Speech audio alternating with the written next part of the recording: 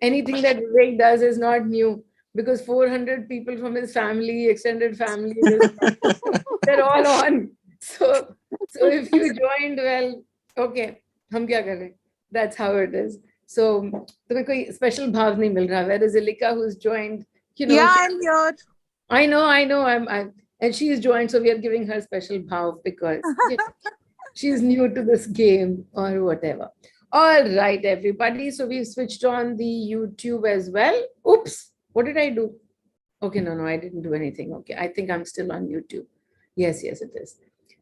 All right. Okay, everybody, and welcome to this session. And thank you all for being here. And again, as usual, well, so this is the funny story that last time when we came on here, it seemed like Mani had run out of topics. And so as he ran out of topics, I said, okay, does that mean that we can, finish off this two-year-old thing of going every Saturday and having a webinar? Because now we're out of topics. Every topic under the sun has already been discussed. Can we finish off the Saturday gig? It's a tradition now, right? And that's the topic for today. So can we break the tradition? So he didn't let me break the tradition fully, but he did say we'll go with a new format, which is you just go there and ask questions, and whatever people ask you, give them answers. And that was how last Saturday was. And yet, so just when we thought a tradition was broken last Saturday, this Saturday we have a topic, and the topic is tradition. So welcome to this very, topsy-turvy topic of tradition. And again, when I talk about anything, what traditions do you follow? Which country do you come from? Which segment do you come from? Which community do you come from? All of that is irrelevant to me because the only thing that I come over here and talk about is the energy of things. As I've understood, the energy of everything is all that we get to experience. And from those experiences, our next experience is created and next experience is created. So where does tradition fit into all of this? Even while growing up, and I'll pretty much take the same route that I took in the morning, that when we were growing up, our parents put some traditions on us. Okay, just a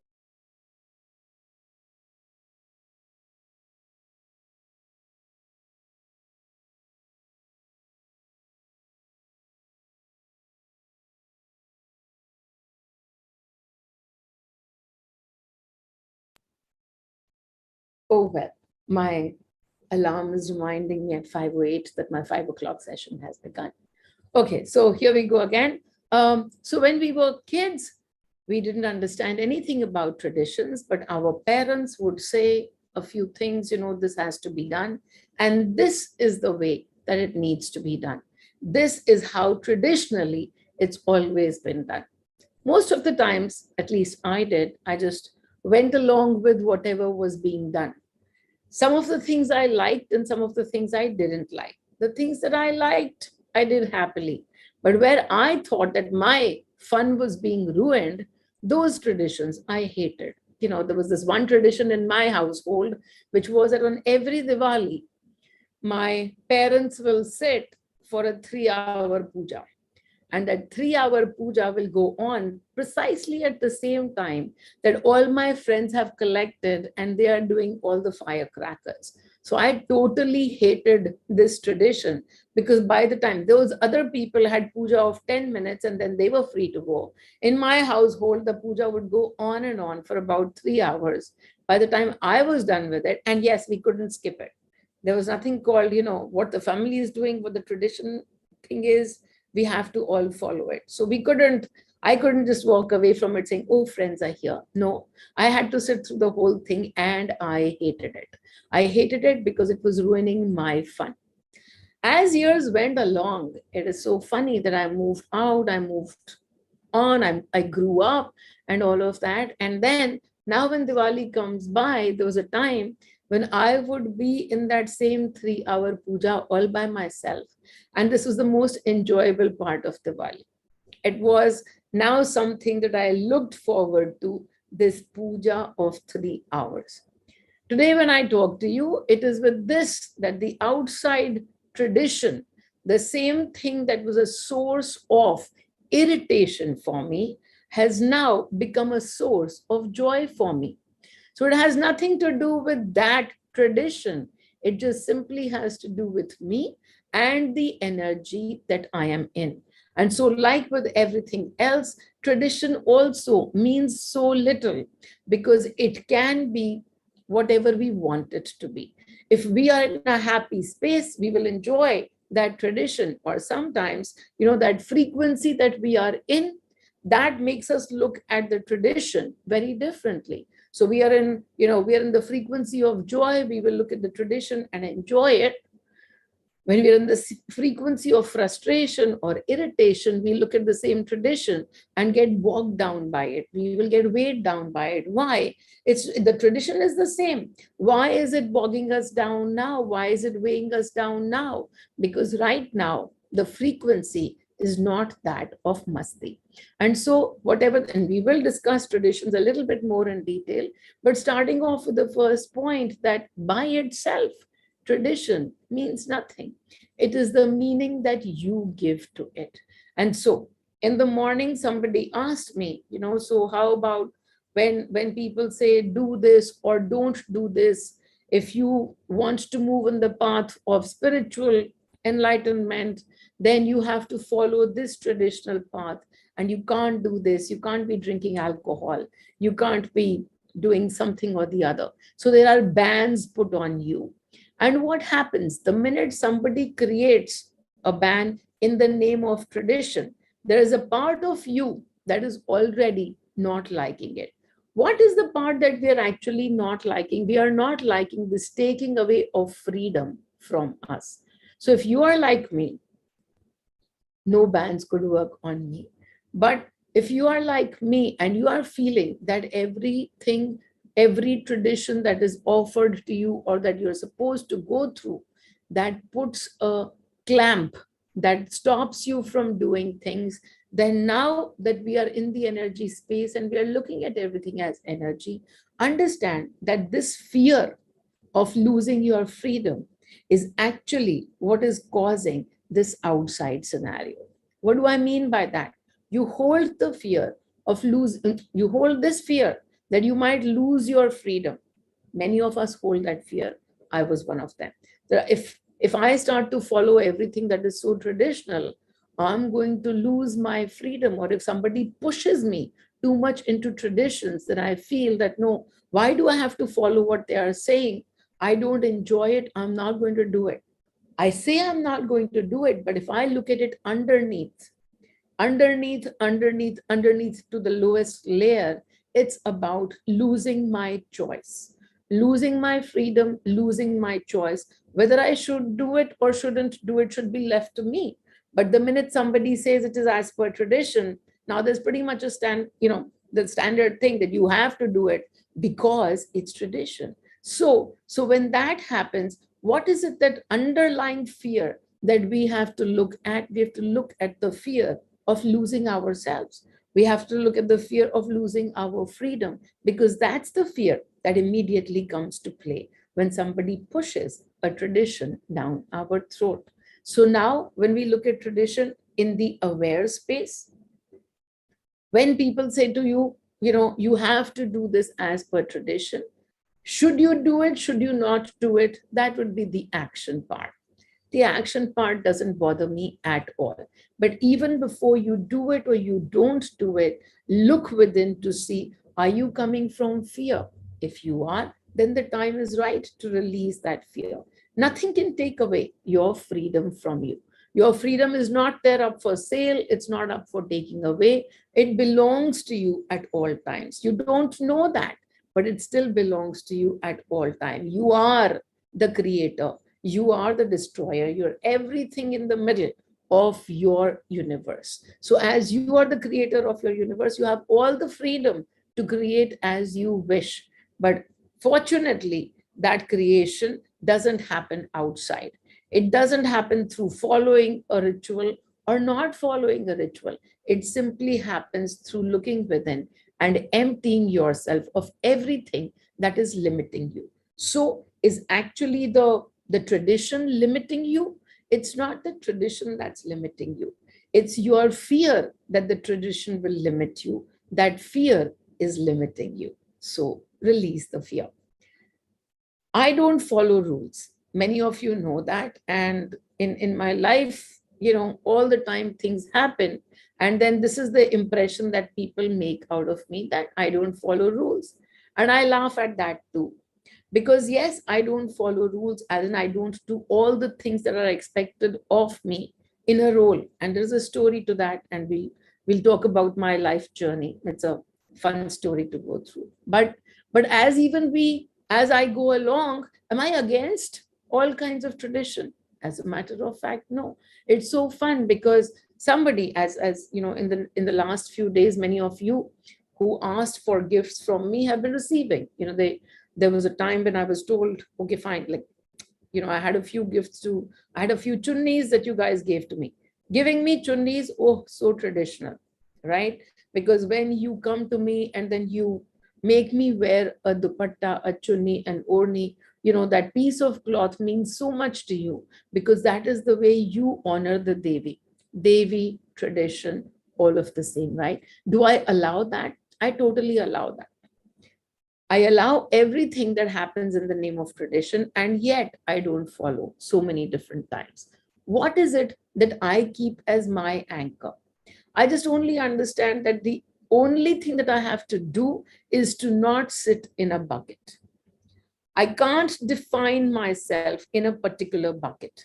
I am a spiritual person, so therefore I should be doing this. I am not a spiritual person, so therefore I should never be doing this. Now we are limiting ourselves. The more we put ourselves into different buckets, we are simply limiting ourselves. So if we say, oh, we are very old fashioned and we do everything as per tradition, actually, most probably you don't, because old fashioned people didn't have cell phones, didn't have computers. You are using computers, you are using cell phones, you are bloody modern. It's not as, no, we are traditional, we must have these traditions followed for the next 5 centuries. Look at yourself. All that you are doing by tagging yourself as traditional, as old fashioned or something, you are simply putting yourself in a bucket. Then comes the opposite side. There you are, the most modern person on the planet Earth. And then you're like, no, I don't follow any of the traditions. And I don't do anything that the whole world is doing because I'm so different. Again, look at that as well, because that too is coming from separation. Wherever, this is a bucket too, this bucket of being ultra modern. What is ultra modern? There is nothing called ultra modern. I'll tell you, in my times, I was ultra modern. I was out there wearing the shortest of skirts. I was doing all the things. And then now, when I look at it, those things are old. Now, those things have become traditional. Whatever I was doing, the modern man or the modern woman or the modern girl is now doing something different. And whatever I was doing sounds very old. Like, really, that would even be, judged as being modern? No, that doesn't work. So look at this. This is how we move. Every time we look at an older generation, we look at them and distance ourselves from them. No, that's traditional, and we don't need to follow that. We are more open-minded. Well, if you do think of yourself as open-minded, then you're open-minded towards both, aren't you? You're open-minded towards that generation's traditions, and you're open-minded towards the traditions that you are making for yourself as well. As we do this, as we stop putting ourselves into buckets, we free ourselves. We actually make ourselves totally free, because now, if we like a tradition, well, let's do it for the lark of it. If we don't like something, okay, it doesn't bother us leaving it behind. And so we free ourselves, and we are only there then to enjoy everything as it comes by. I know too many people, in name of tradition, what I can think of and what comes to mind are all of these fasting days. The fasting days that happen, the Karwa Chauth fasting, which happens for the long life of a husband. I used to be the one who used to constantly follow it. I was married into a Punjabi. We didn't have that, but it was tradition. So I started to follow it. And I was doing it pretty diligently. I was doing it pretty regularly and all of that. but probably out of masti. And this is so fun that, sometimes you don't understand where you are following those traditions from. So the only way to find out is if it breaks. If you can't do that anymore, then what? What is the emotion you are going to experience? You don't have to break it to experience that emotion, but you can simply sit and think about it, create that scenario in your head, and you will know what is it that you are going to feel about it. Let's say today you broke the Karwa Chauth Vrat and now you are not planning to keep it anymore. What are you feeling? So here's the thing. I used to keep the Vrat. Then there was a time that I was talking at the World Microfinance Conference. On the same day, I was in the US and it was Karwa Chauth in India. So I very diligently said, okay, I'm going to keep the Karwa Chauth Vrat over here, except that I was the speaker, one of the main speakers. And so everybody was coming down to talk to me. As I was doing these conversations, my throat started to dry up. I was having a conversation with Sudhanshu, my husband, and I told him, I said, oh gosh, I got my session, another hour and a half to go, and people are constantly coming, and it's a 5,000 people conference. You can't even not talk to them. And what should I do? And he's like, oh, wait, I'll help you. So this is India. He's in India. I'm in the US. And he just simply looks out of the window and says, okay, I saw the moon and you can break your fast. So I was like, oh, that's nice. Okay. My mind didn't agree to it for a minute, but I conveniently made another logic saying, yeah, I'm keeping the fast. It's an Indian thing. So the Indian moon should be out. He found the moon, something, took a picture of it and then sent it to me. And I said, okay, done. I can break my Karwa Chauth fast. I did that. The next year, when I started to keep the Karwa Chauth fast again, and I said, okay, I've got this fast going. He's like, you can't, you broke it last time. So I said, no, I didn't break it. And he's like, no, you did. You did some false breaking and something. I said, but you told me. He says, yeah, I did some false something. And so that was the last time that I did that fasting for anyone.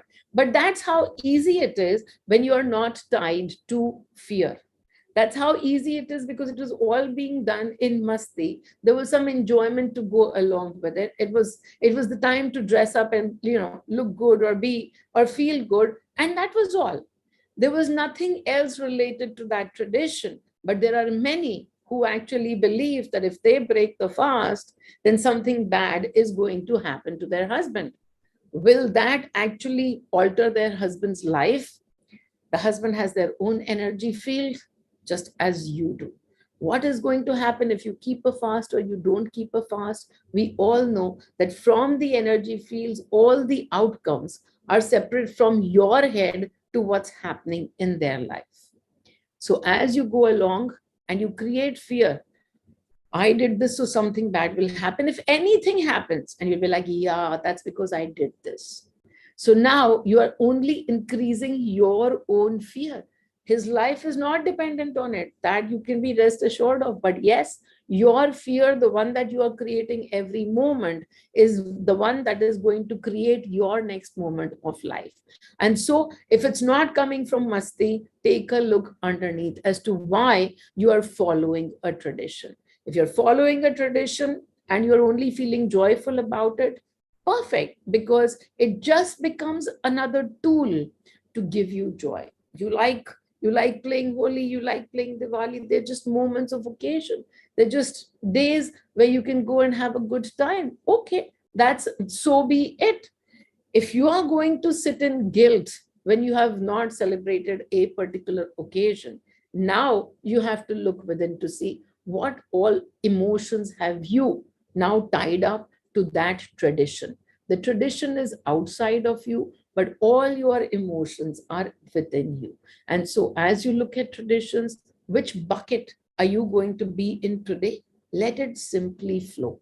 One of the questions that was asked, and I kind of just touched upon it as well, was that when we follow tradition, then alcohol is not a part of it. Especially if you're following a spiritual life, then people will tell you no, that you cannot be doing this. Well, it was one of my major fears. When I started this journey on my own, well, I didn't have somebody telling me all of these Saturday webinars. So Well, somebody was telling me, but here goes. So I had to still sit down and do all the guidances for my own. And I didn't want to be on a path that was spiritual. I had fear of spiritual path. I had fear because I saw that every time somebody became spiritual and then they were called guru by 20,000 people, and then the next thing you knew, the guru was going to jail. So I definitely didn't want to go to jail. So I was so bloody worried when people started to call me a guru, because all of those visions would come in front of me as to how this person has gone to jail and how that person has gone to jail. And I was completely worried about, I don't have any interest in becoming a guru. I'm fine sitting at home. I'm fine, making notes for myself, filling up my journals. I'm completely fine doing that. I have no interest in going out and teaching anybody anything that I do. And so as the journey moved forward, I don't have too many fears. And whatever fears I have, I get to see pretty quickly. So I got to see this one quickly. Money came to me, and one day asked me, he said, if I ask you to become a janitor in your building, what will you do? Will you clean people's toilets? And I thought about it. And I said, yeah, I don't have a problem. I clean my own toilet so many times. So of course I'll clean other people's toilets. It's just a role. That name janitor is just a role. So he says, where did you then attach so much of significance to the word guru? That too is just a role. You are not the one playing the guru. We are telling you to play the guru. What stops you from doing it? And so the story moved forward. But the one thing that I also asked him in the meanwhile was, no, when you become a guru, then you have to live a life according to other people. They are expecting you to not do this and to not do that and to live certain ways and then to wear certain clothes. And I have no wish to live in any other way. And the only thing that money promised me was, you don't have to do anything. You just have to be one person. One person. Don't be two people. Don't be somebody outside and don't be somebody different. You just be the one person that you are. You be truthful to yourself. Everything else will take care of itself.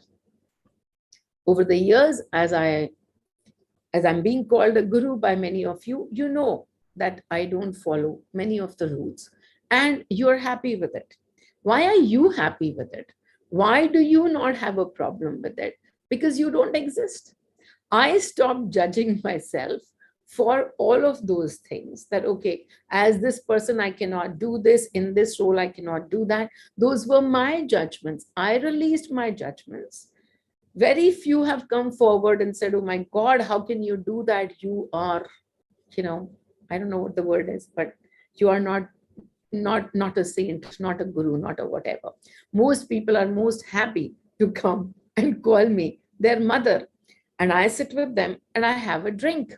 I sit with everybody and I celebrate every day, because this is what money told me, that in the body, in this body, you came to experience. Your energy is what is creating the experience, but the body gets to taste everything. Through the body, you get to taste what everything tastes like, whether it's a gulab jamun or, in energy terms as well. What does sorrow feel like? You get to taste the sorrow through the body. What does sadness feel like? You get a taste of it through the body. What does a gulab jamun taste like? You get a taste of it through the body. So the body is here to experience everything. If it wants to experience alcohol, well, so be it. Enjoy the taste. Don't create guilt from it. Don't create, the judgment from it. And then every time you drink, there will only be joy. There will only be masti. Sometimes in guidance, I will receive that, okay, don't do this or do this. And I have talked about it many times, that when guidance comes, instead of jumping into action, all you have to do, the first thing, is simply take a look at it and see what is the emotion that you feel. There was one time somebody told me, I have got guidance, Meenal, that you have to stop drinking. As I looked at that guidance, I didn't like it at all. Why didn't I like it? Well, the same thing. Drinking has now become a tradition for me, and I didn't like that tradition being broken. So, anyways, so I looked within. The tradition is just something that you do and you get used to doing. And then fear comes of you breaking it. So I actually had fear that now my drink would be taken away. And so I had to look into that fear and release it too. And then what happens mostly after that? I'm intoxicated at all times, with or without alcohol. That's how I spend most of my days, in intoxication. And so, do I really need alcohol?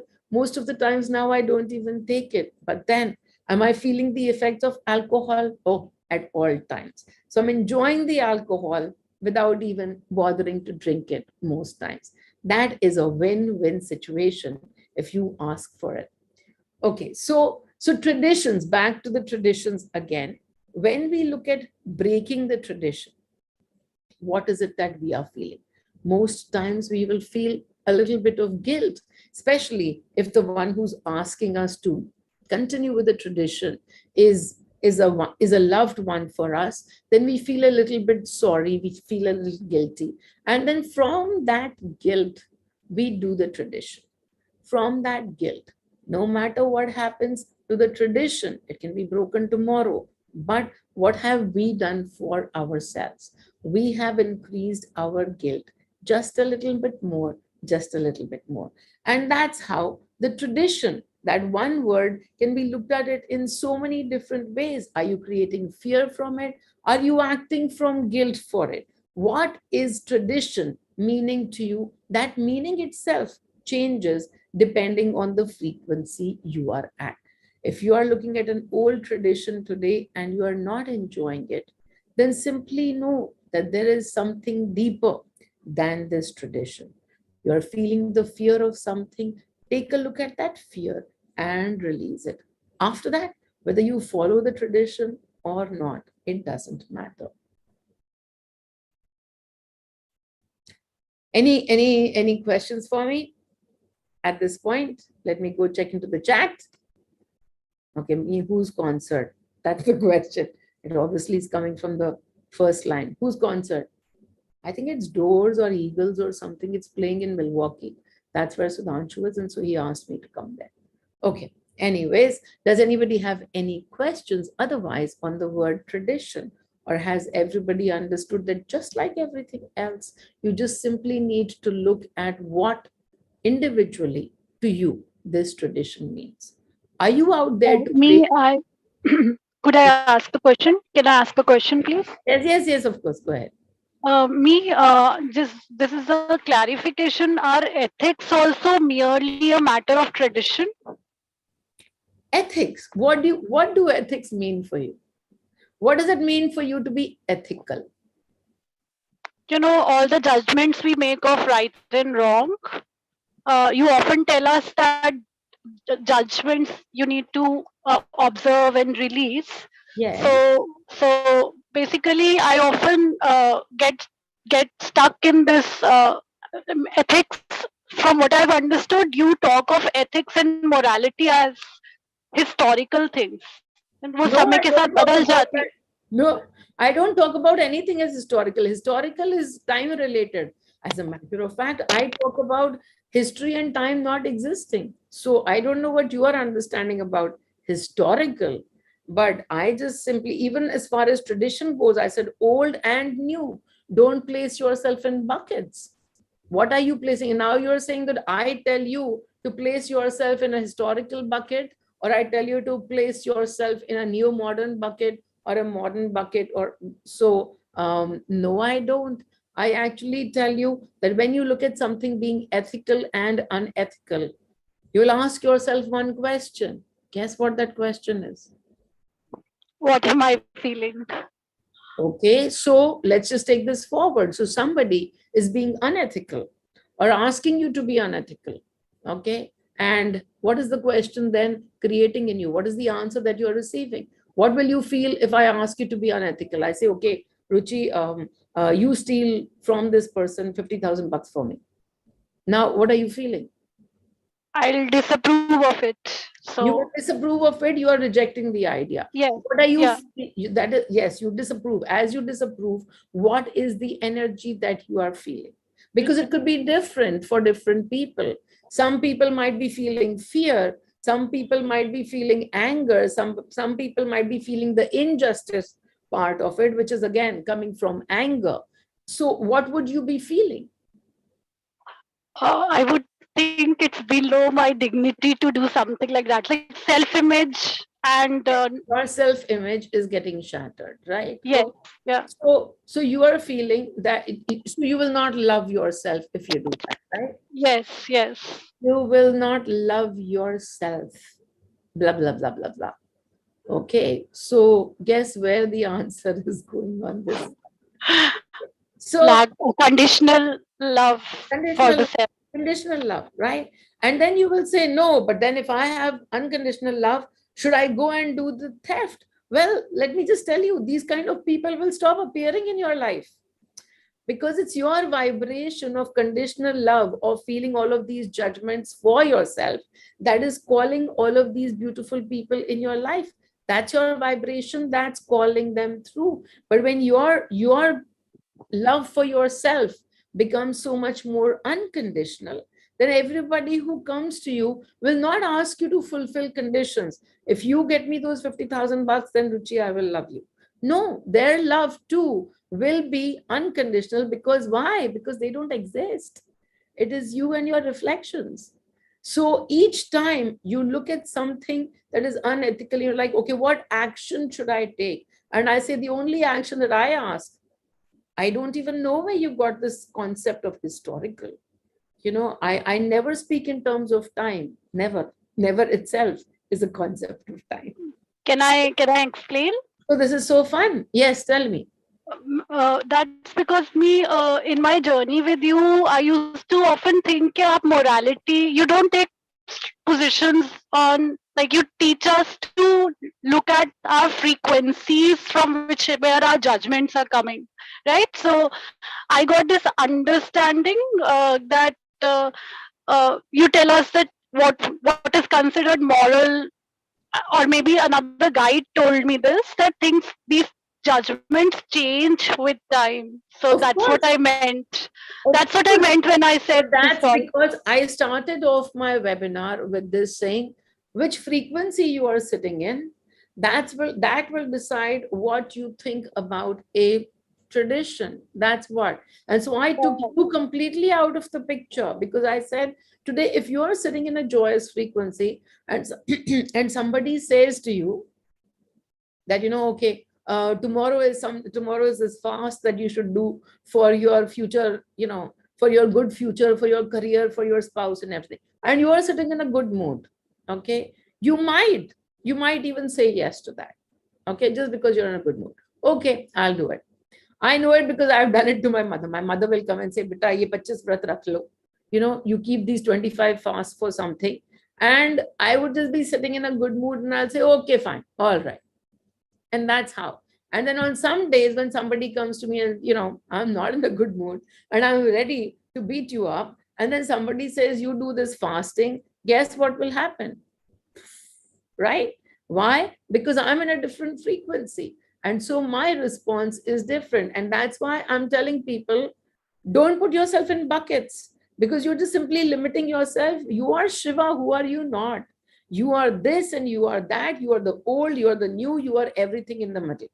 So that's why when I say don't take judgments on morality, why do I even say that don't take judgments?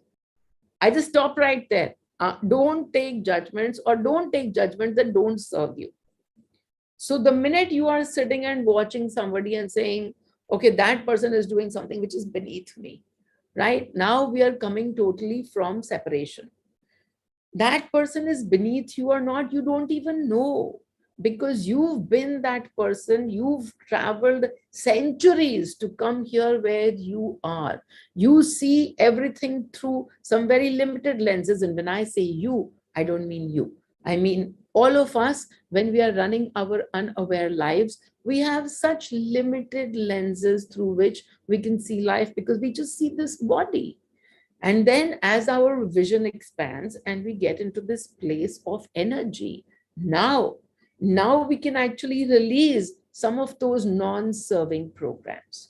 Some of those non-serving programs. So coming from separation and judging somebody outside is a non-serving program. Why? because there is no judging outside. We are only constantly judging ourselves. When we are judging ourselves, the love to ourselves is judgmental. The love to ourselves is totally conditional.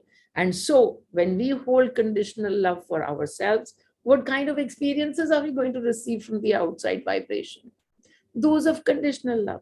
And so just for that reason, I say, don't judge. Why? Because I want my experiences to be better, so I don't judge. It's not like I'm going to make the world a better place by not judging. No, no, my own experiences for myself will get totally worth living. And so I say, I don't judge. And I say, if it works for you, you can also release your judgments. Your experiences in this life will get totally beautiful, even more beautiful. But then, whether you want to follow it or not, I don't even judge that, because that is your journey. If I begin to judge your journey, who are you? You are me only. I was you just 5 years ago. And so if I am judging you, who am I judging? When you are judging somebody else, you might not be judging somebody else as being 5 years ago, but you might be judging them, but you were them last life. You just don't know. We don't know where all we've gone to, what all muck we've collected on us. And so now we're simply able to look at everything, and what we like, we choose the smells we like, the flavors we like, we can only choose when we are aware. So that's the, morality. For me, morality doesn't exist. It doesn't exist. Why? Because that judgment of morality doesn't exist. So, do I live my life totally immorally? Actually, no. I live it pretty simply. I live it whatever I do, it's always out in front of you, and you will be able to see that there is nothing so despicable about my life, even though I don't have any judgments on morality. As a matter of fact, the only thing that happens when I don't judge other people's morality is people don't judge mine. There you go. How simple is it? I'm only making life simple for me. Why? Because nobody else exists. Got it. Thank you. Wonderful. All right. So again, talking about buckets and saying, as we put ourselves into buckets, we are simply limiting ourselves. Even these moral buckets and immoral buckets, they are just buckets. If it's out, in a day we hear 5,000 pieces of news, and we keep creating opinions. Great to create opinions, but at least make those opinions, look at the frequency from where you are creating those opinions. If too much opinion is being created about hate, oh my God, this person is so bad. How can they do this to 15 people?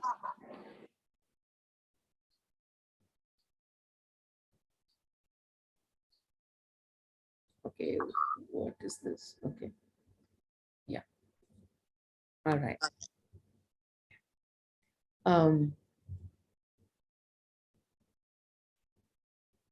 Yes, 8.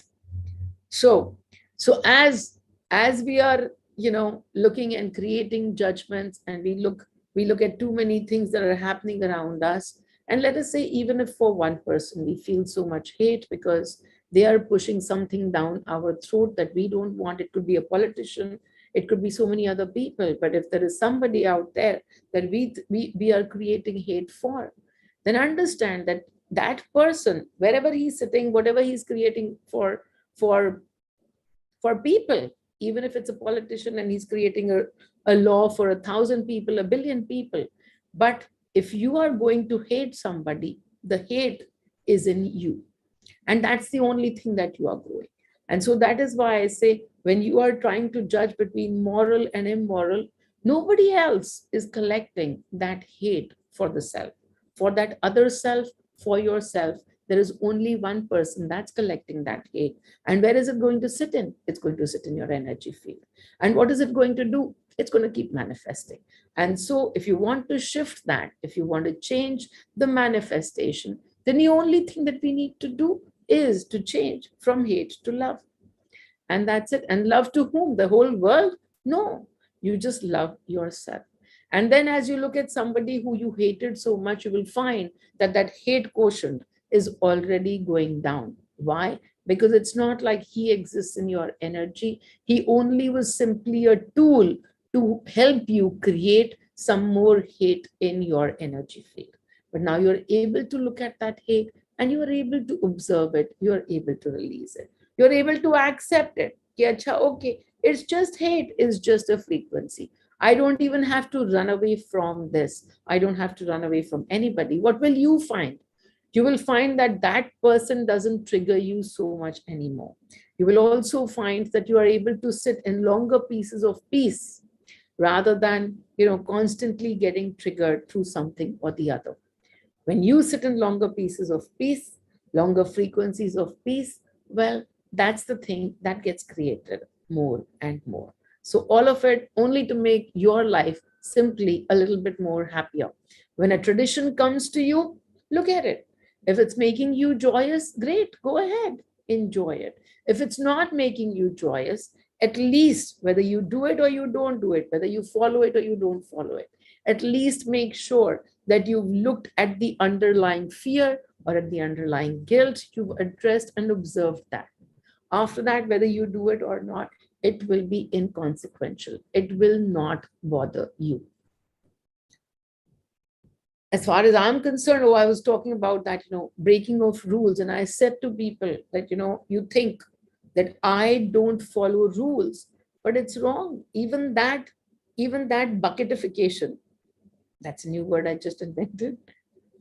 Even that bucketification is only simply limiting you, because now you have expectations of me behaving in a certain way. But I look at everything and just say, well, what's a rule? What's a tradition? I wear clothes. That's a tradition. I don't go out into public places or something. That's a rule I follow. That's a tradition I follow. I've always worn clothes. I'm happy with it. As a matter of fact, I spend a lot of time deciding what I'm going to wear and come to you, or where I'm going to go. I also follow rules by making, by wearing event appropriate clothes. So I don't go out to somebody's funeral wearing discotheque clothes, but I really enjoy the clothes. What am I, and yet, am I sitting in that fear of what will happen if somebody tells me this, or I have to wear these kind of clothes? The whole journey is to become naked in your own eyes. And by being naked, I mean having no filters, having no two people. What you are outside, if you can be the same within, how will that even happen? How will that even bring that shift in you? Why do we lie? Why do we maintain two faces? Because we are fearful. When we begin to break fears, then we only need to maintain one face. We can do whatever we want. We can be part of any tradition. We can leave one tradition and go to the next one. We do as joy brings us to. So as we do that, the only thing to observe is within, to be always in awareness. Each time you think of tradition, are you sitting in a separation frequency, or are you sitting in oneness frequency? Whether you do something or not, whether you follow something or not, it's a nicer experience to be in oneness experience, in the oneness frequency. So try those. Okay, I'm pretty much done. Anybody has questions to ask, please go ahead. You have your time. 1, 2, 3, done. Any more questions? Nako? Let me see if chat has anything. No. Okay. Either you people are just fed up, or it's time for the meditation. Okay. All right, everybody. A long, deep breath. And release.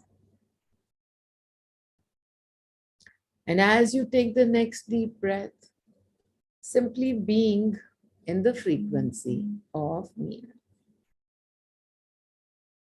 No thoughts at all.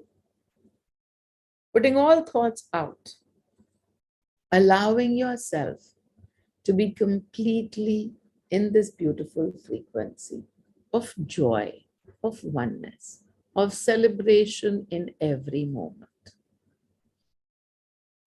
So take a deep breath in and breathe in the celebration. And exhale the moment of celebration. Every new moment, just celebration. And now, in your closed eyes, simply imagine yourself lying down with eyes closed. You're just lying down and your eyes are closed and you're feeling so relaxed and so beautiful and easy your energy is. Look at yourself lying down. If there are any parts that call out to you as being heavy, it could be your heart, it could be your head, it could be your shoulders or your knees. If any part calls out to you as being heavy, simply look at that part and send beautiful energies of Meenal to it. You are the energy of Meenal. And so you send energies to your body, and you will find that the body starts to feel a little bit lighter, a little bit lighter, a little more lighter, a little more lighter. And as the energy feels lighter and lighter, notice that right on top of the body, there is a beautiful butterfly that has suddenly appeared. Who is that butterfly, you ask? Oh, that butterfly is your energy. It's this light energy of yours that you carry. This butterfly is you. You observe that butterfly as it simply dances on the body. You are lying down and your energy in the form of this butterfly is simply dancing all around you. So much joy, so much love, so much lightness. Observe this butterfly. And now the butterfly moves a little bit further from you. It's feeling so light. It's flying. This is your energy that's flying here and there, feeling so light, so beautiful. And as you fly a little here, a little there, you observe this beautiful tree, an old tree laden with fruits and leaves and flowers, this beautiful tree. And you go to that tree and you are now circling that tree. So beautiful the tree is. It's alive, it's fresh. And yet, when you look at the tree, it is so old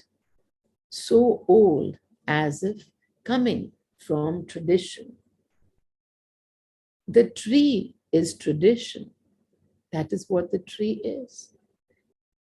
And you're enjoying the presence of the tree. The presence of the tree right now. As you circle it, you play with it, you enjoy it.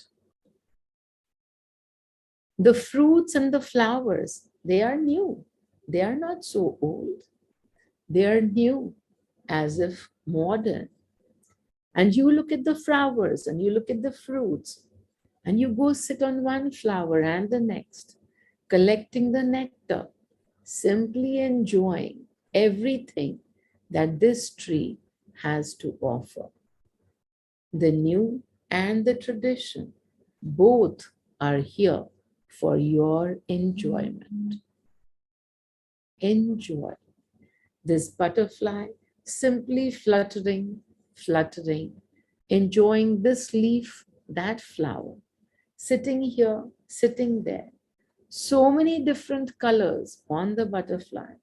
This butterfly, so beautiful. This butterfly, you. Experience yourself as the butterfly. Feel the butterfly in you. It's your energy. And now, as the butterfly plays with the tree a little more and collects some more flower nectar, now it moves a little bit away, a little higher, feeling more and more lighter, a little higher, a little higher, till no longer the earth is visible. The earth doesn't mean anything anymore. What's on earth? The butterfly doesn't know. It's simply moving a little higher, a little higher. This butterfly energy, that is you. Moving lighter and lighter, shedding all of the weight that the earth was making you experience. Moving away from the body, the experiencer. You are pure energy as this butterfly form. And in this pure energy, you're looking at yourself, feeling so light. Light as a cloud. And now you're within the clouds. And the clouds, every moment, a new one passing by, here and there. Here today, here right now, not there anymore. And you can feel the freedom of the cloud. You are feeling the freedom of this cloud. You are free, just as the cloud is. Nothing binds you, nothing stops you. You're open to every experience, and so comes this lightness of the freedom that you feel.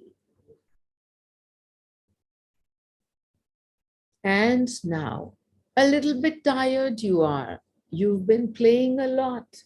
You've been moving here and moving there. And so you rest on this cloud. This cloud, the cloud 9, is it? Well, it's the cloud that's filled with joy. It's filled with happiness. It's filled with love. And here is where you rest for a little bit. You are love. The cloud is love as well. In oneness with the cloud, with the energies of joy, that joy is you. And with that joy in your heart, with the joy within you, with the joy in your wings, you've rested, and now slowly you make your way back and back to the body that is. You're filled with joy, even more lightness, everything simply for your experience. And now you know it. And so with the body, you merge. You, the butterfly, filled with joy. Your experiences open for everything in the body. You neither make this judgment nor that. You simply open yourself up for the freedom of all of these experiences is yours in the now. You are free to experience. You are free. Om Mani, Om Mani, Om Mani. So if the traditions bound you, you are free. If your traditions triggered you, you are free from that as well. If other people's following of traditions triggered you, you are free from that as well. You are free. When you observe yourself, that's all that is. So enjoy, lots and lots of love to all of you. enjoy and have fun. Bye, everybody. See you another time.